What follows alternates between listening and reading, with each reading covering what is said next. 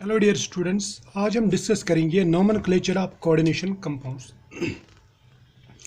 इसका नॉमेनक्लेचर मैं बिल्कुल सिंपल वे में आपको बताऊंगा, लेकिन सबसे पहले आपको पता होना चाहिए कि कोऑर्डिनेशन कंपाउंड्स जो है इसमें हमारे पास में दो तरह के कॉम्प्लेक्सेस रहते हैं, कॉम्प्लेक्स आयन्स जिनको मैं बोलूँगा।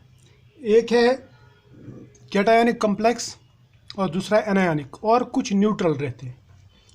अब जो कैटायनिक कॉम्प्लेक्सेस और न्यूट्रल कॉम्प्लेक्सेस हैं, इनके नॉमेनक्लेचर का तरीका थोड़ा सा अलग है और एनायनिक कॉम्प्लेक्स के नॉमेनक्लेचर का तरीका थोड़ा अलग है। जैसे मैं आपको यहाँ पे दिखा दूँ, ये कॉम्प्लेक्स है कैटायनिक कॉम्प्लेक्स, CONH3 6 टाइम्स, यहाँ पे Cl3। यहाँ पे कॉम्प्लेक्स पहले है, काउंटर आयन बाद में, यानी ब्रैकेट वाली जो चीज़ें हैं ना, ये स्क्वायर ब्रैकेट वाली, ये हम पहले लिखते हैं, उसके बाद में बिना ब्रैकेट के ये लिखते हैं, इनको बोलते हैं हम काउंटर आयन। या हमारे पास में ऐसा एक कॉम्प्लेक्स है NiCO 4 टाइम्स टेट्राकार्बोनिल निकल, जिसके ऊपर कोई चार्ज नहीं है।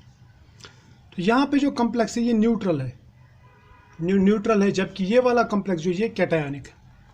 अब अगर मैं इसकी बात करूँ, सपोज यहाँ पे K4FeCN6, ठीक, यहाँ पे जो कॉम्प्लेक्स है वो राइट साइड में आता है, यानी बाद में आता है। तो इसका मतलब ये जो कॉम्प्लेक्स है ये एनायनिक होगा और काउंटर आयन कैटायनिक। अगर आपको इस तरह समझ में नहीं आए तो आप सोडियम क्लोराइड को याद रखा करो। सोडियम क्लोराइड में हम कैटायन पहले लिखते हैं और एनायन बाद में, कोई भी साल्ट में। तो यहाँ पे भी ये जो कंपाउंड है ना, इसमें भी कैटायन पहले और एनायन बाद में। तो इसका मतलब अगर स्क्वायर ब्रैकेट वाली चीज़ें, यानी स्क्वायर ब्रैकेट वाला जो सिस्टम है वो अगर हमने पहले लिख लिया तो समझ लेना कि वो कैटायनिक होगा। अगर स्क्वायर ब्रैकेट बाद में आया, जैसे यहाँ पे आ गया बाद में, तो समझ लेना कि ये एनायनिक है, ठीक। तो इसका नॉमेनक्लेचर अलग, इनका नॉमेनक्लेचर अलग। और एक चीज़ मैं आपको बताऊँ, ये जो सेंट्रल एटम रहता है, सेंट्रल एटम का जो नाम रहता है वो भी कैटायनिक में अलग तरीके से लिखते हैं और एनायनिक में अलग तरीके से। याद रखना, कैटायनिक और न्यूट्रल के लिए हम अलग फार्मूला बनाएंगे और एनायनिक के लिए अलग फार्मूला बनाएंगे। न्यूट्रल हो या कैटायनिक हो कॉम्प्लेक्स, उनमें कॉपर को हम कॉपर ही बोलेंगे, निकल को निकल, आयरन को आयरन, कोबाल्ट को कोबाल्ट। यानी जो सेंट्रल मेटल एटम का नाम हम आम तौर पर लेते हैं वही नाम यहाँ पे भी इनको बोलेंगे। लेकिन अगर ये कॉम्प्लेक्स एनायनिक होगा तो उस सूरत में हम कॉपर को क्यूपरेट बोलते हैं। क्या बोलते हैं? क्यूपरेट नाम से पुकारते हैं। निकल को निकलेट लिखते हैं, सिल्वर को आर्जेंटेट लिखते हैं, ठीक है, गोल्ड को ऑरेट लिखते हैं, डब्ल्यू को टंगस्टेट या वुल्फ्रेट लिखते हैं, ठीक है, मरकरी को हाइड्रोगायरेट या फिर मर्कुरेट लिखते हैं, मर्कुरेट, ये याद रख लेना, ठीक है, मर्कुरेट, इतना याद रख लें, ठीक है। इस तरह से लेड को प्लम्बेड बोलते हैं और टिन को स्टेनेट कहते हैं। अगर मैं आयरन लिखूं, इसको मैं यहाँ पे फेरेट कहूँगा, फेरेट। कहाँ पे? एनायनिक कॉम्प्लेक्स में। तो चलो सबसे पहले हम एनायनिक कॉम्प्लेक्स का ही पंगा ख़त्म कर देते। मैं एनायनिक कॉम्प्लेक्स लिखूँगा। एनायनिक कॉम्प्लेक्स आपको समझ में आया कि वो कॉम्प्लेक्स जो काउंटर आयन के बाद में लिखते हम, यानी कॉम्प्लेक्स का मतलब स्क्वायर ब्रैकेट में जो रहता है। तो जैसे यहाँ पे ये कॉम्प्लेक्स लिखा हमने, ये कॉम्प्लेक्स बाद में लिखेंगे, पहले लिखेंगे काउंटर आयन।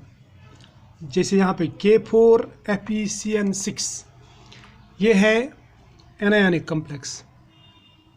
या कभी कभी इस पर चार्ज भी हो सकता है, नेगेटिव चार्ज, तो ये पहचान लेना, ठीक है। अब इसमें अगर नाम लिखना हो एनायनिक कॉम्प्लेक्स का, तो इसका नाम कैसे लिखते हैं? देखो, इसके लिए क्या करते हैं, सबसे पहले काउंटर आयन नेम यानी इसका नाम, उसके बाद में लीगेंड नंबर लिखते हैं। लीगेंड नंबर कैसे लिखते हैं? डाई, ट्राई, टेट्रा, पेंटा। जैसे इसमें 6 है तो इसको लिखेंगे हेक्सा, है ना, इस तरह लिखते हैं। इन केस अगर लीगेंड के नाम में ही डाई है, जैसे इथैलीन डायमीन, इथैलीन डायमीन है ना, उसके नाम में ही डाई है, तो उस सूरत में हम यूज़ अलग चीज़ करते हैं, डाई के बदले में बिस लिखते हैं, ट्राई के बदले में ट्रिस लिखते हैं, टेट्रा के बदले में टेट्रा किस लिखते हैं, ठीक है। ये टेट्राकाइज बोल सकते हैं आप उसको। इतना तो समझ में आया, शाबाश। लिगेंड नंबर के बाद में लिगेंड्स का नाम लिखते हैं, लेकिन याद रखना ये जो नाम लिखते हैं ना, ये लिखते हैं अल्फ़ाबेटिकली। क्या लिखते हैं? अल्फ़ाबेटिकली। जैसे अगर क्लोरोब्रोमो आया तो पहले ब्रोमो का लिखेंगे, ब्रोमाइडो का, फिर उसके बाद में क्लोराइड का नाम लिखेंगे। समझ में आया ना? यानी ABCD करके अल्फ़ाबेटिकली लिखते हैं लिगेंड नेम।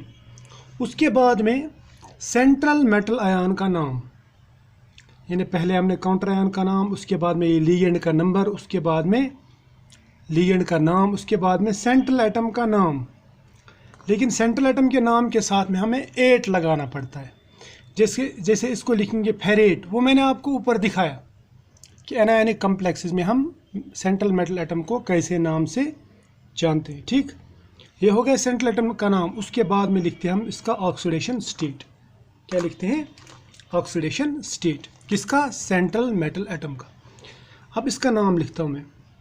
इसका नाम क्या आएगा? इसका नाम आएगा पोटेशियम, ये कैटायन है, ठीक। उसके बाद में कम्प्लेक्स एनायन है, तो कैटायन का नाम अलग, एनायन का नाम अलग, ठीक। जिस तरह सोडियम का नाम अलग, क्लोराइड का नाम अलग। इतना समझ में आया? अब समझ में नहीं आया तो दोबारा बोलता हूँ मैं।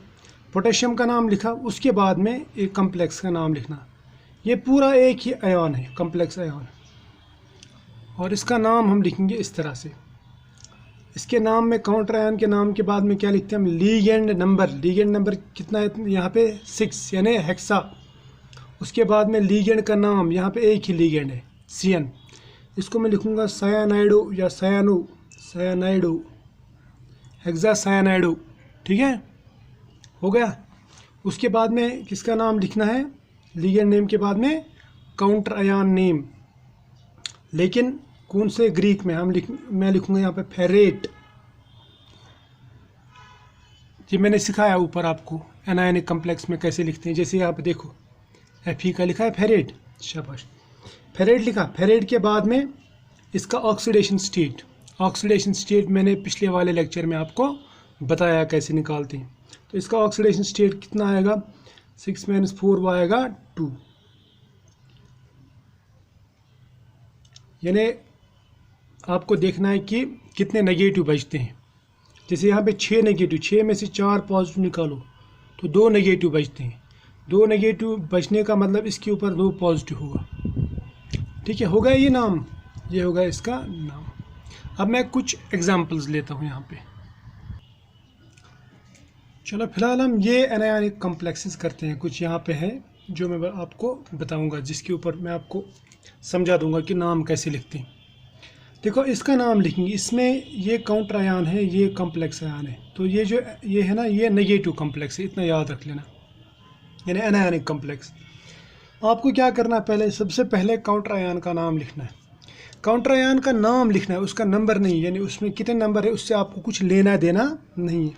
तो मैं लिखूँगा इसको सोडियम, ये स्मॉल में लिखना, सॉरी सोडियम, ये याद रखना, हमेशा स्मॉल में लिखना। उसके बाद में गैप देना है, क्योंकि सोडियम अलग आयन है। उसके बाद में ये पूरा कम्प्लेक्स एक आयन है। सोडियम के बाद में क्या लिखेंगे? टेट्रा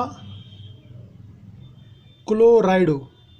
लिगेंड्स के नाम आपने लिखे हैं ऑलरेडी, है ना, वो इससे पहले पढ़े हैं, इससे पहले वाले लेक्चर्स में।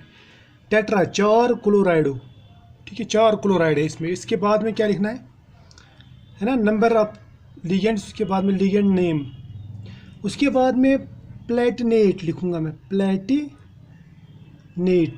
ये प्लेटिनम है लेकिन कम्प्लेक्स एनायनिक है, इसलिए यहाँ पे लिखूंगा प्लेटिनेट। और इसका ऑक्सीडेशन स्टेट कितना आएगा? वो आएगा 2। ऑक्सीडेशन स्टेट कैसे कैलकुलेट करते वो आपको मालूम है, ठीक है ना। पूरे कम्प्लेक्स का नाम जो लिखेंगे आप, उसके बीच में कोई भी स्पेस नहीं देनी है। कम्प्लेक्स का पूरा नाम एक ही इसमें लिखना है, विदाउट स्पेस। ये 1 वर्ड बनाना है आपको, ठीक है। अब यहाँ पे देखो, इसमें क्या लिखेंगे आप? इसमें लिखेंगे आप टेट्रा आयोडाइड, क्योंकि इसमें काउंटर आयन नहीं है ना, ये सीधा नेगेटिव कॉम्प्लेक्स है। इसमें लिगेंड नंबर 4 है और कौन सा लिगेंड है, आयोडाइड है ना, तो मैं लिखूँगा यहाँ पे सीधा टेट्रा आयोडाइडो, ठीक। उसके बाद में मर्कुरेट लिखूँगा, है ना, मर्कुरेट, मर्कुरेट, राइट, क्योंकि सेंट्रल एटम का नाम है। उसके बाद में क्या है इसका ऑक्सीडेशन स्टेट। ये 4 नेगेटिव हैं यहाँ पे, 4 नेगेटिव आयन, 4 में से सिर्फ 2 बचे हैं, इसका मतलब इसने 2 खाए, तो इसका मतलब इसके ऊपर 2 पॉजिटिव होगा। टेट्रा आयोडाइडो मर्कुरेट 2। उसके बाद में लिखना है इसको आयन, क्योंकि आयन है, यहाँ पे आयन है ना, ये आयन आपको लिखना है।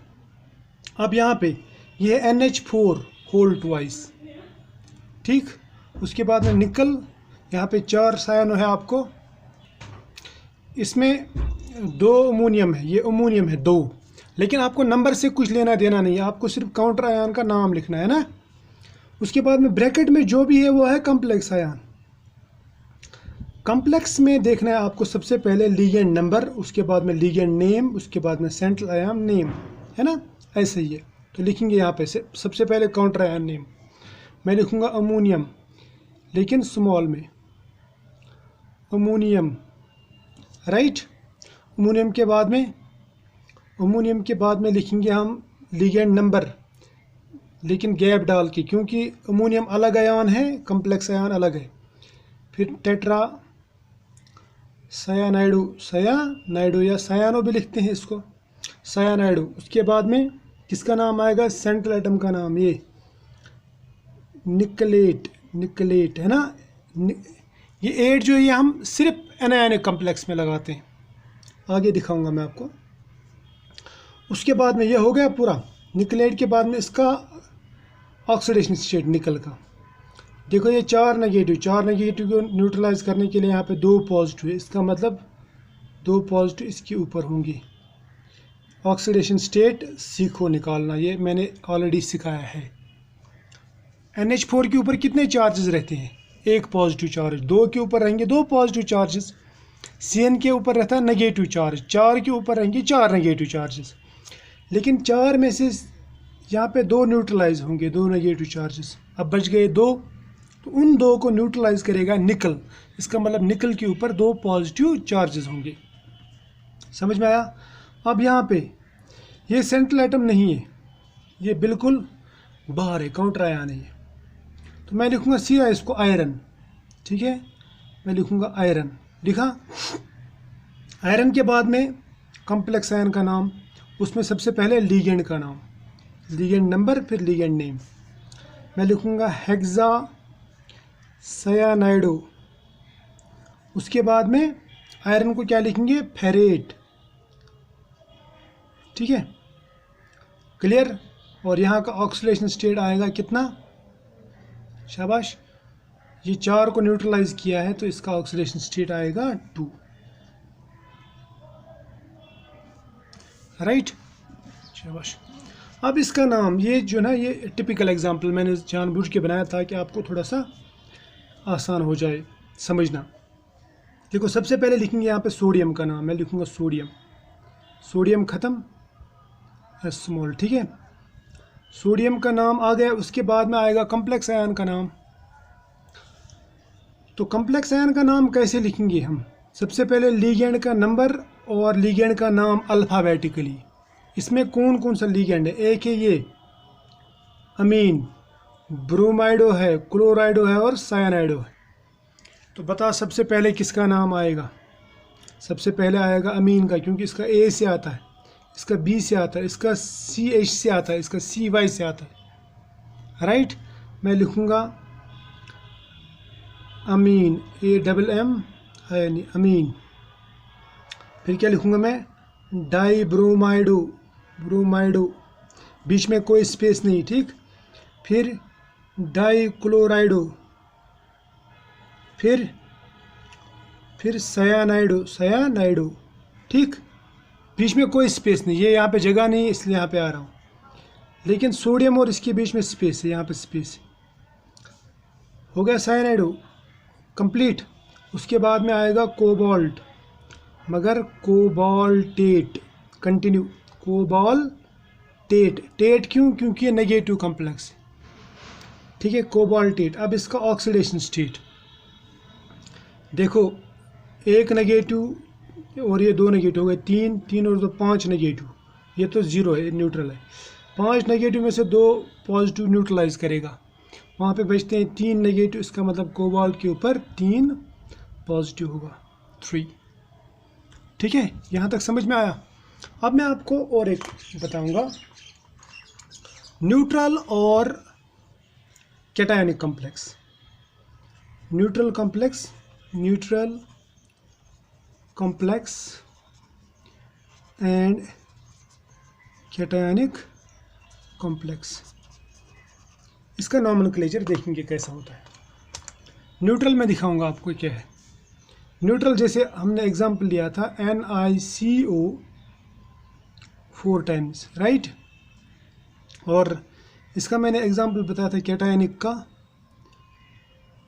CONH3 6 टाइम्स और यहाँ पे Cl3। ठीक, देखो इनके नाम कैसे लिखते हैं। इनमें सबसे पहले फॉर्मूला देखो, फॉर्मूला क्या है इनका। सबसे पहले लिखते हैं हम लीगेंड नंबर। वैसे ही कैसे, di, tri, tetra and so on, penta. अगर डाई लीगेंड के नाम में डाई ऑलरेडी है, उस केस में क्या करते हैं हम, उस केस में हम करते हैं बिस, ट्रिस और टेट्राकिस एट्सेट्रा। इसके मैं एग्जांपल बताऊंगा। इसमें हो गया लीगेंड नंबर। उसके बाद में लीगेंड नेम मगर अल्फ़ाबेटिकली,